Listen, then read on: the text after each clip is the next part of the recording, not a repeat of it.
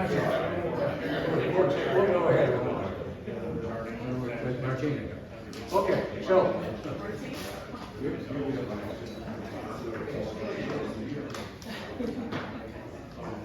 Okay, folks. If you will, let's have a seat. And we'll get started.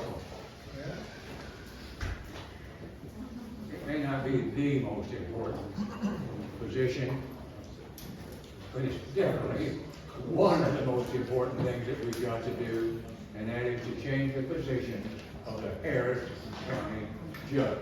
Yay! Yay!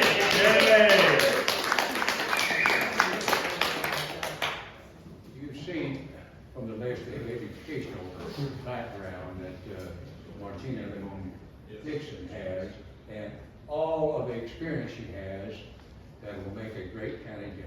Martina. Thank you.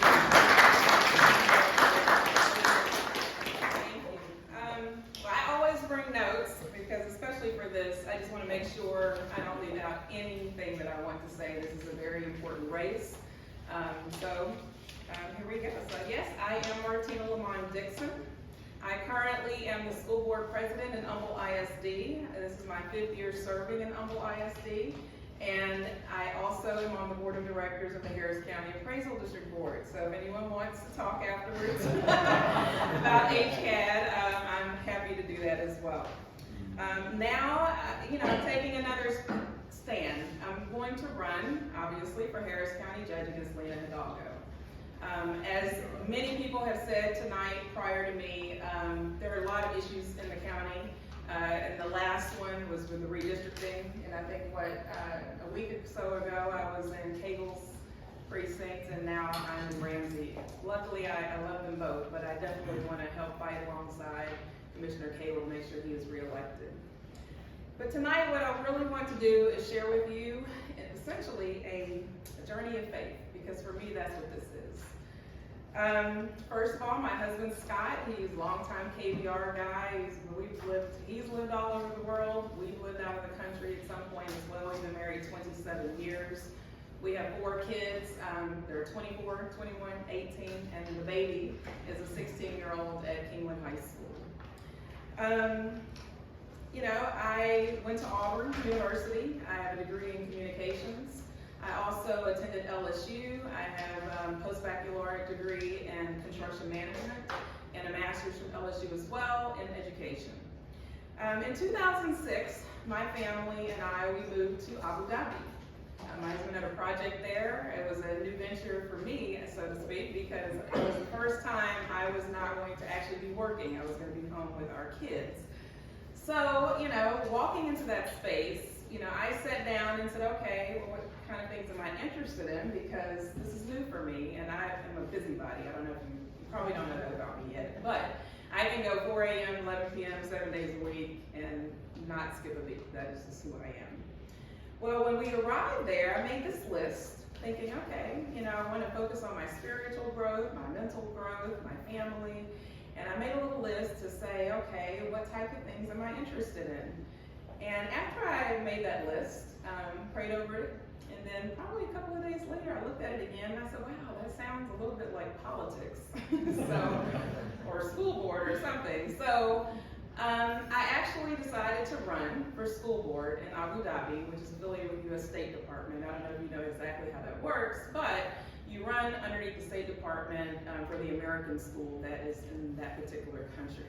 I ran alongside some extremely well-versed gentlemen, and I did win my seat. And so that was actually my foray into politics. And I loved every single minute of it. So we live in Kingwood, which, by the way, Gail, I didn't realize it was like an hour and a half from here. Yeah, and I didn't even get on the HOV lane. It was pretty funny. But that's fine, I made it.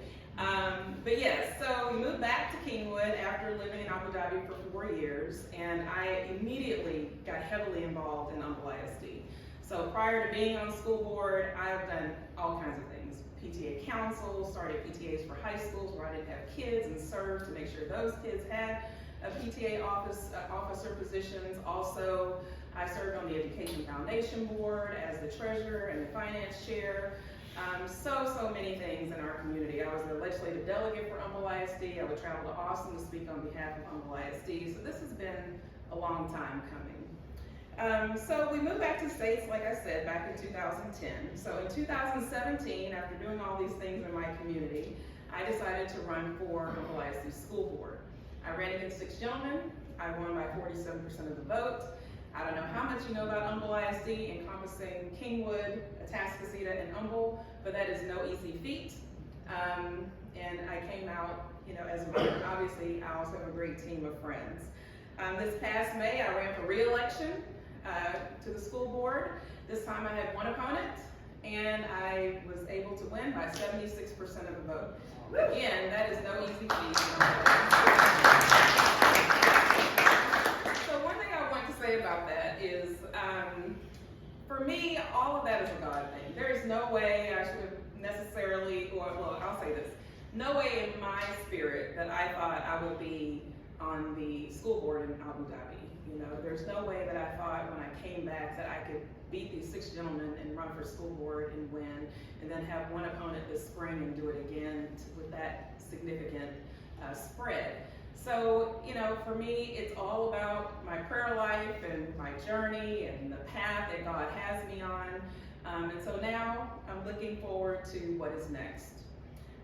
So what I want to say is, for this race, honestly, it is not about me. I don't know how many of you in here have read Rick Warren's Purpose Driven Life, but the first sentence of that book is, it's not about me.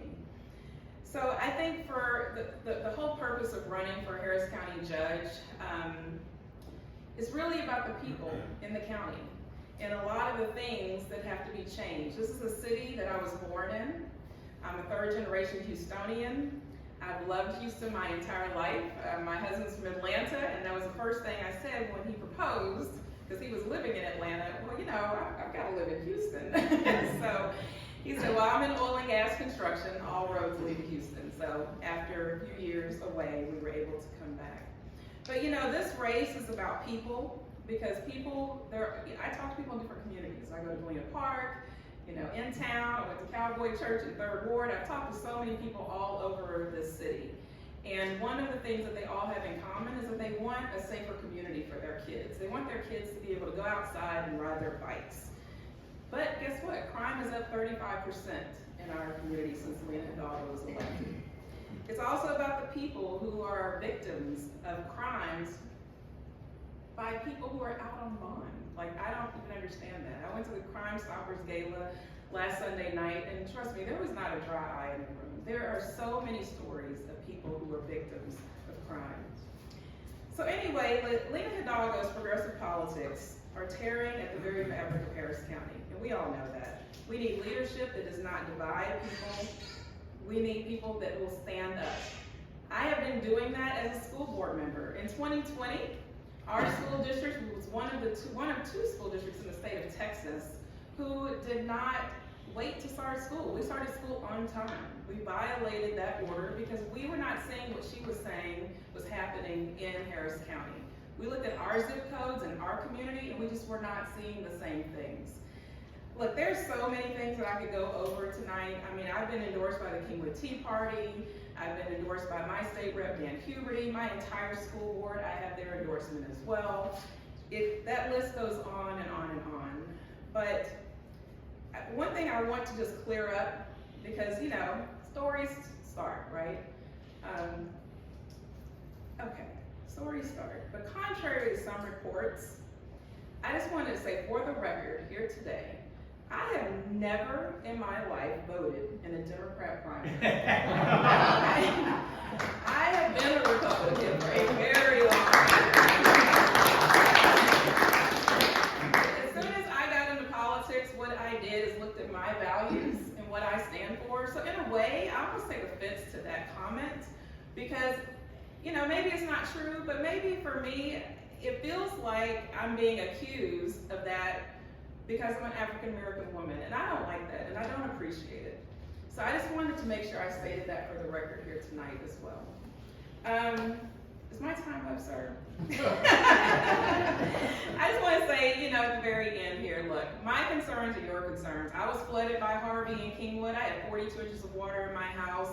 I had to be rescued. I know what that feels like. It is ridiculous to me that we are reprioritizing flood bond money. In Humble IFC, we had a $575 million flood bond. I mean, I'm sorry, not flood, but a bond. If we were to reprioritize that after people voted on it, none of us would get reelected, okay? So that needs to change. Cutting the constable's budget, ridiculous. We need more officers on the street. We need more help to make changes, you know? And then you cut the constable's budget by $20 million, but then you turn around and pass a $50 million crime prevention. What are we doing? Okay, we're putting in stoplights, sidewalks, cutting weeds. That is not going to help with fighting crime.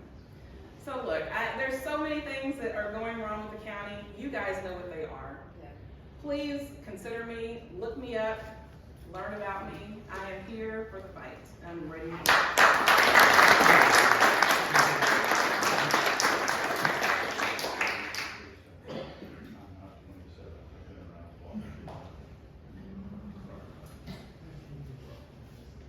A year ago,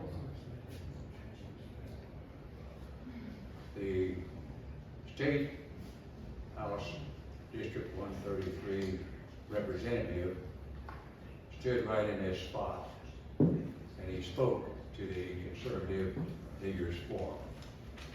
We all know and love Jim Murphy. He's not going to run again, and so we're looking for the replacement. Every organization leader has people behind him that help build that organization. You're going to hear from one of those individuals tonight. He has, I've listened to many politicians, many individuals that are running for office. He has one of the most powerful stories. It's somewhat similar to Orlando Sanchez's story, but very powerful story. So you'll enjoy listening to him. Help me welcome Mono de Ayala.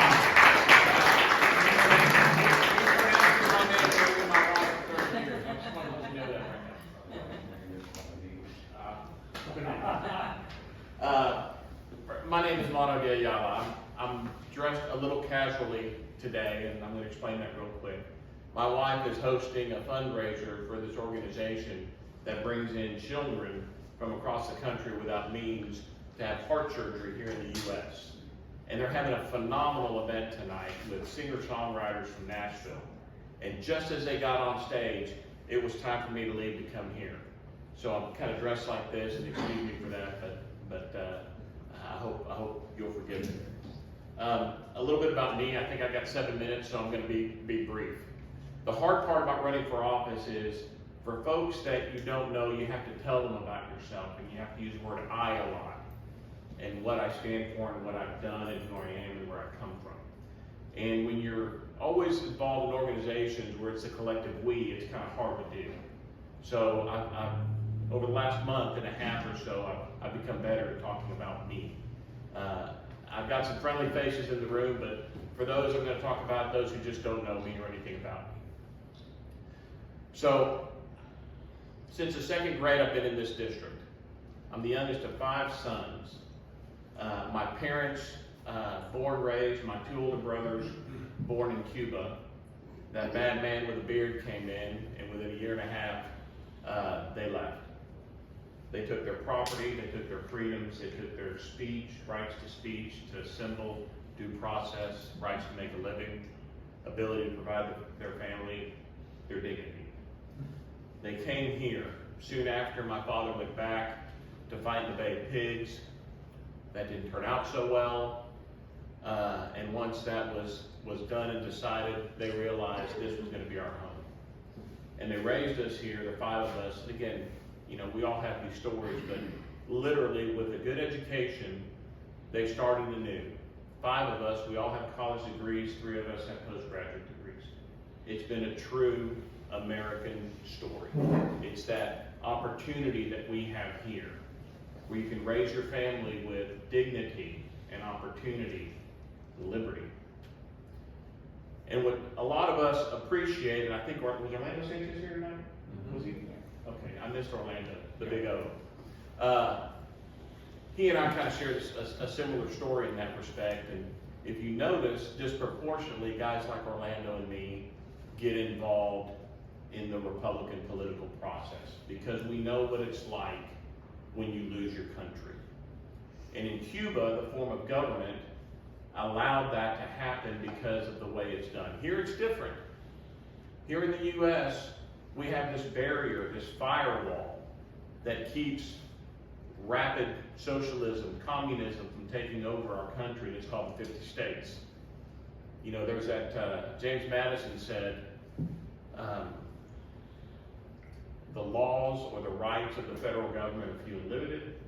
Those of the states are indefinite and many. The laws are made in Texas.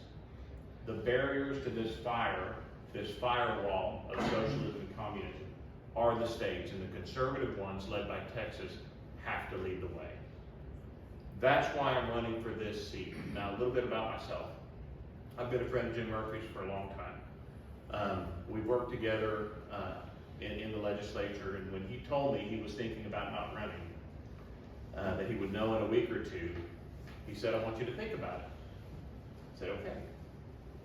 4 days later, he said, word's getting out, I'm going to do a press release, think about it quickly.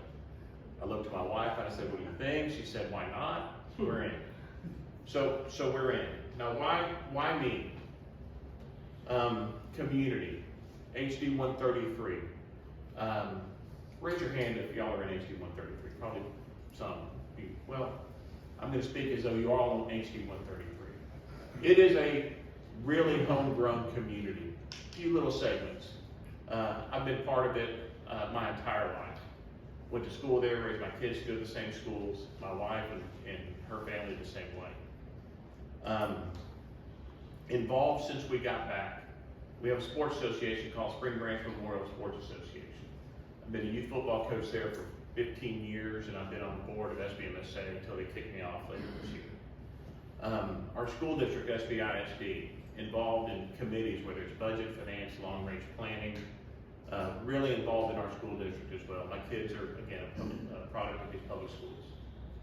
And then as I kind of matured in getting comfortable, then what can I do to promote conservatism, Republican growth in our party? I get involved with the Hispanic Republicans of Texas, and I've been the chair for the last few years, growing Hispanics in the Republican Party for a long time, helping recruit qualified candidates, helping them win races, working with a number of other organizations around the state to do that. And what we call winning the hearts and minds. And that's what we do through HRT. Come to our website and poke around if you want to learn more about that. And then we talk about, how do we grow the Republican Party? Well, the Democrats are registering tons more voters than we are. So leadership across Texas said we need to form an organization to register conservative voters. And I was asked to chair that organization. It's called Engage Texas. And last cycle raised $15 million, and for the first time registered more voters than the Democrats were for a period of time. Nearly 160,000 new conservative voters in Texas. Didn't help us much in Harris County, but across the state it helped us quite a bit. With the C Club of Houston, I've been in leadership for last 8 years and recent president and PAC chair. HRBC, I'm a trustee. I'm a appointee of Governor Abbott to the TDCJ, the prison system, and I chair the Business and Finance Committee. There's a letter here I have, and Alan Vera doesn't endorse candidates in primaries, he just doesn't do that. But he did write a letter about some efforts I did last cycle, where we ran out of lawyers during early voting because they were fighting things all over the state. And they needed someone to stop the Harris County clerk from firing Republican alternate judges, clerks. I've got to be quick. And I sued the Harris County clerk. And the day after that lawsuit was filed, there was no more firings of Republicans in Earlyville. Thank you. Thank you. I'll get some time for the applause. Let me wrap up very briefly. I am a true conservative in all forms of what that word means. Things that I care about are education, not indoctrination, age-appropriate material, crime, as Martina mentioned, our border, and making sure that we don't have hundreds of thousands of migrants come across and they don't get the benefit. They live in the shadows. It's not good for them, it's not good for us. They don't get to experience what America has to offer, what Texas has to offer. All of those things, fiscal responsibility, those things matter to me. So I've been working many, many years, not just talking about good policy, but doing it. I want to do it in the State House, and I hope you guys would help me and do that. So I have this letter that Alan wrote on the election integrity efforts that I did. I've left a bunch of copies here and some of my materials as well. I'm over time. Thank you all.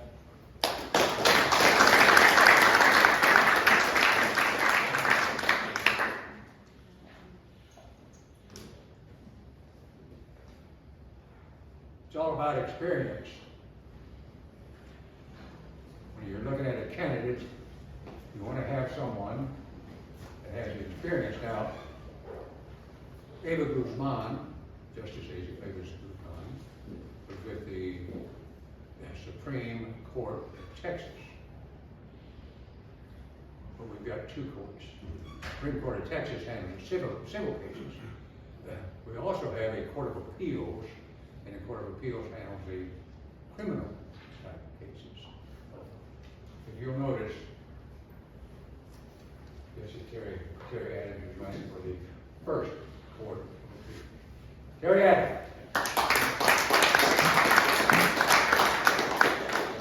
Pleasure to be here today. Again, my name is Terry Adams, running to be your next Chief Justice of the First Court of Appeals. Just what the Court of Appeals does, let me back up. First Court of Appeals was honored last year to be appointed by Governor Abbott to be a justice on the Court of Appeals. Served out my term on the Court of Appeals, and then decided to run for Chief Justice. The current Chief Justice on the court announced to me and others that she was not going to run again. Her term ends next year. So decided that the answer was easy what to do. I'm going to run to be the next Republican Chief Justice of the First Court of Appeals. A lot of folks here say, well, that's good. What is the First Court of Appeals, and why is this important? The First Court of Appeals, in my opinion, is the most important court in the state for everybody in this room and everybody in this county, in the surrounding 9 counties that this court serves. We review trial court judgments across the 10-county area from Grimes County all the way down to Galveston County in every civil and criminal case. What we do is we render judgments and either affirm or reverse those judgments. I say it's the most important court in Texas because what we have, and a small correction here, the 2 highest courts in the state is the Texas Supreme Court that Justice Guzman served on, and the Texas Court of Criminal Appeals. Those are our 2 high courts. Civil cases go to the Supreme Court, criminal cases go to the Court of Criminal Appeals. Right below that, we have 14 courts of appeals. 2 of them are situated in Houston. The First Court of Appeals that I served on and am running for Chief Justice on, in the 14th Court of Appeals. We share the same building, same jurisdiction over the same 14 counties. Why do I say the First Court of Appeals and 14th? First Court of Appeals is the most important court in the state for everybody here, because the high courts, Supreme Court and Court of Criminal Appeals, have what's called discretionary jurisdiction. What does that mean? They get to pick and choose the cases they want to hear. And they, on any given year, pick and choose and decide to hear about 9% of the cases that get filed with those courts. So what does that really mean? Well, for example, last year, the First Court of Appeals, where I served, we issued 1,139 opinions, or decided 1,139 cases. Of the 1,139 cases, 4 of them were granted review in the Supreme Court of Texas. Another 4 were granted review in criminal cases to the Court of Criminal Appeals. So I'm not a math major, but 8 cases out of 1,100 means that over 99% of the cases that are decided by the First Court of Appeals is the final word. Now, people might say, well, that's good, but I don't get sued, I haven't been to court, I certainly haven't gone to the Court of Appeals, so why do I care about any of this stuff? Well, it's true that the 99% of the cases that are final in our court are final as to those parties, but they're also final as to the law that our court interprets and applies. And the law that we apply and interpret applies to everybody in this room, everybody in this county, everybody in the 10 counties that these courts serve. And that's the law you have to follow. You have to follow, your employer has to follow, your business has to follow, everybody has to follow. So it's critical. That's why it's important to you. That's why it's important that we have justices on these courts of appeals that are conservative Republicans who will follow the rule of law and will protect your freedoms and liberties that are guaranteed to you by our founding fathers. We don't need judges on these courts that are going to follow progressive agendas and issue opinions based on their own personal viewpoints. That's exactly what we don't need. People ask about my qualifications. I practiced law for over 33 years, appellate law, in Houston. I've served, before being appointed to the court, I was the head of the appellate practice group at a large litigation firm in Houston. I'm recognized by my peers as one of the top appellate lawyers in Texas, by Texas Super Lawyers and Best Lawyers in America. I've handled appeals in every court of appeals in Texas, Supreme Court of Texas, Fifth Circuit in New Orleans, and the U.S. Supreme Court. Some of you here may be wondering, well, that's good, okay, you want to run for Chief Justice. What did you do after you were appointed and served out your term? Well, I ran to keep my seat in 2020, and I think everybody here probably voted for me in November. I got the most votes of any Republican in the history of the First Court of Appeals last November, 1.15 million votes. And when the last box was counted out of the 10 counties, it was in Harris County at 5:30 in the morning after Election Day. I won. I won by 2,500 votes. So I called my dad at 5:30 in the morning, and then I went to bed. And I got another phone call about an hour and a half later. I said, oh, they're going to recount some votes in Fort Bend County because the memory stick didn't work. And allegedly votes were double counted up in North Harris County. And so 4 days later, I discovered that I went from winning to not winning by 3,000 votes, or 1/10 of 1%. 1/10 of 1%. So Justice Guzman talked about voter integrity and how that's important. That's important. So the Chief Justice told me she wasn't going to run again. It was clear what I had to do. I'm going back to the court as your next Republican Chief Justice. And the support is out there. 1.15 million votes, the most votes of any Republican justice in the history of that court, First Court of Appeals. The support is out there, right? We count the votes the right way, but then we have to work harder. Not just for me, but for every Republican candidate here. There's independents out there that for some reason don't identify as Republicans. We need to get them to vote Republican. If we get the independents to vote and get Republicans to vote all the way down the ballot, I had Republicans tell me afterwards, I'm a principled Republican. I only vote for Republicans that I know, whose names I recognize. Please, please, please don't be a principled Republican. Be a smart Republican. Go all the way down the ballot and vote for every Republican. If you don't vote for a Republican you don't recognize the name of, or you don't know, you're gonna get a Democrat you don't like. And that's, we can just point to the county judge in Harris County as an example of that, okay? Please, please, please, every Republican down the ballot. So again, my name is Terry Adams. I'm eager and looking forward to serve as your next Republican Chief Justice on the First Court of Appeals. You can look at my website, maybe at AdamsForChiefJustice.com. In terms of support, please look at my website. If you want to support tonight, you can contribute to my website under the tab Contribute. Any amount, every amount is welcome and needed and necessary to win this race. So again, thank you very much. Terry Adams, Chief Justice, First Court of Appeals.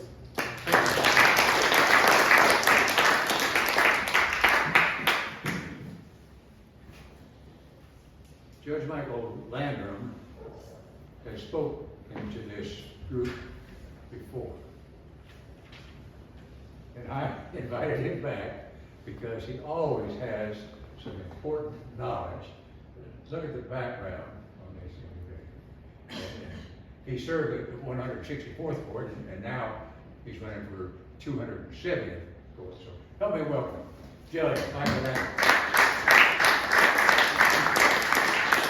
I don't vote in those judge races because I don't know them people. And I'm not ever going to be in court. Every one of us has close friends and family members who feel that very same way. And I got to tell you, when I hear it, it makes me crazy. Because, as Terry just said, not voting is just like voting for the other side. And we have got a problem. The Harris County Courthouse is a mess. And that's putting it politely. Courthouse is. From in every seat. Every seat. Why is that? Why do people feel that way?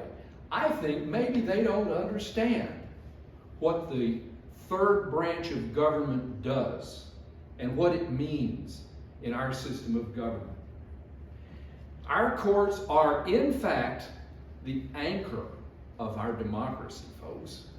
We've heard some really great candidates here tonight who want to be in the legislative branch and who want to work in the executive capacities of our government. But what good is it? What good is it if we elect those people and have judges who will not enforce the laws that are duly enacted by our legislature and who will not support our executive? Because they don't know the law or they don't care. Or even more vile than that, they're serving an agenda. Tell your friends that voting for judges is important if they care about the safety of their family and themselves and their communities. Tell them that our courts are important if they believe in justice. I used to ask my classes at HBU, first day, tell me, what is justice? And I got all kinds of answers. The cynical answer is, justice is what happens when your side wins in court. Justice is not a thing. Justice is not a result. Justice is the process. The process by which each and every one of us can have confidence that should they need to go before a court, the rules are well known and the rules will be applied without favor or prejudice. Justice means you get your say, and your say will be heard. You may not always win, but you will always be heard. People are not being heard in the Harris County courthouses today. Why is that? Because a lot of judges can't seem to be bothered to go to the courthouse. Oh, we're so afraid of COVID. Folks, last fall, I was honored to be appointed to a vacancy in one of our civil district courts by Governor Abbott. That vacancy occurred because the incumbent Democrat judge was under indictment.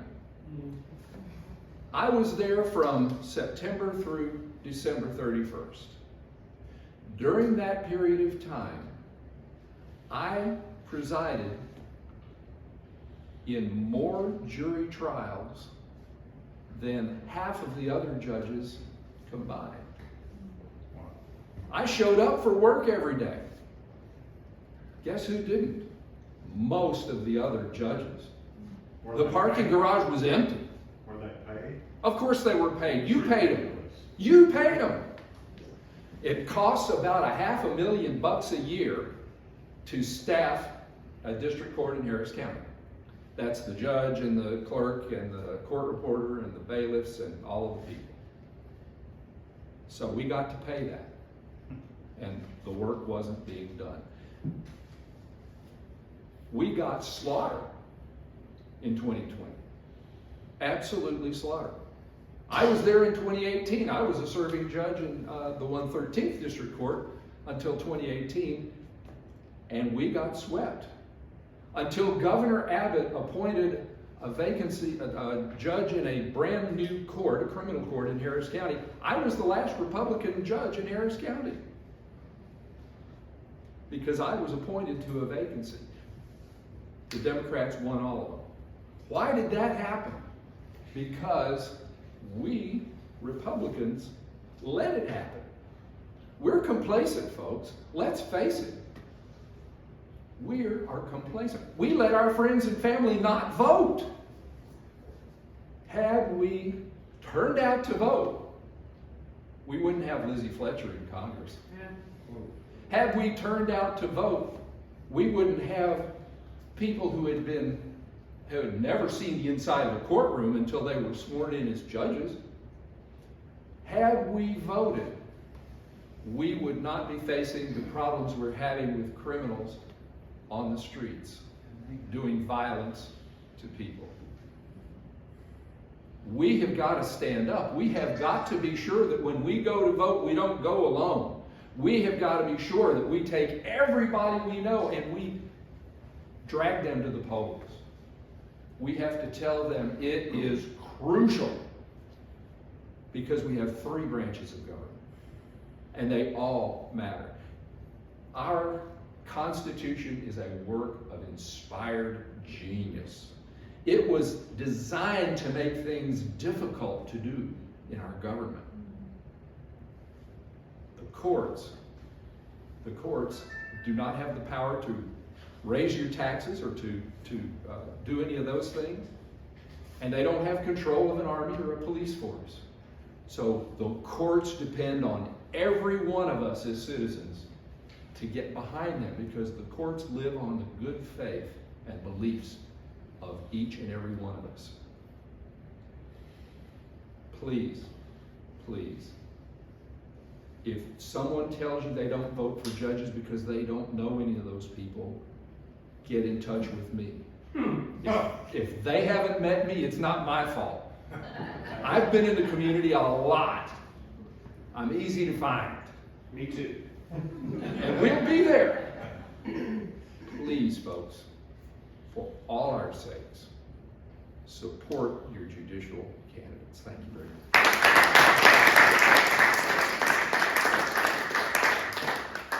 So would you agree with me that we've had some tremendous speakers here this evening?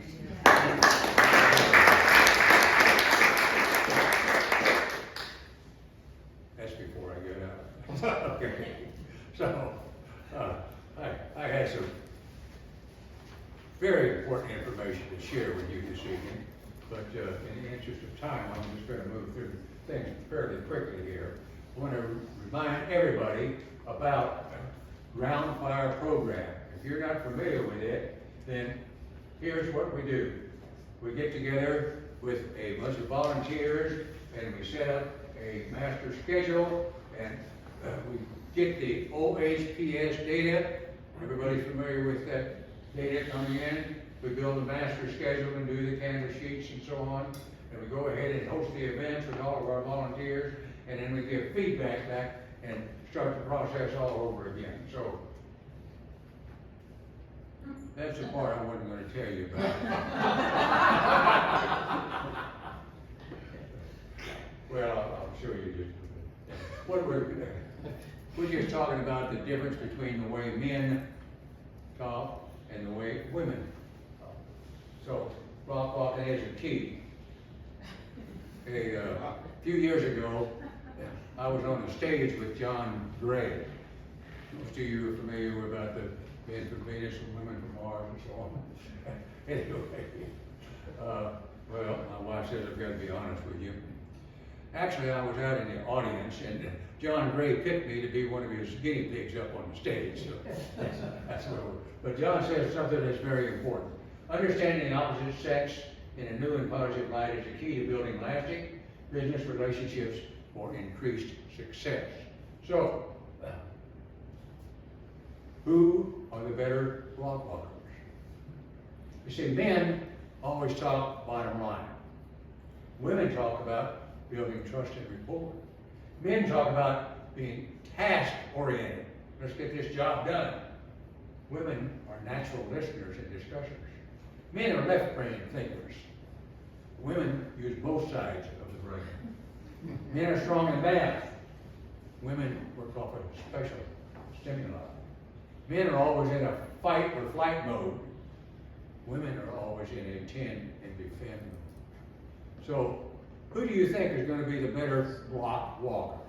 I have given that talk 100 times more, and I've never heard somebody say men, right? No, except for Dave Lander. I want to remind you about the weekly fire. How many of you have listened to Weekly Fire? Just a few of you. Next Tuesday, tune in. It's a Zoom meeting.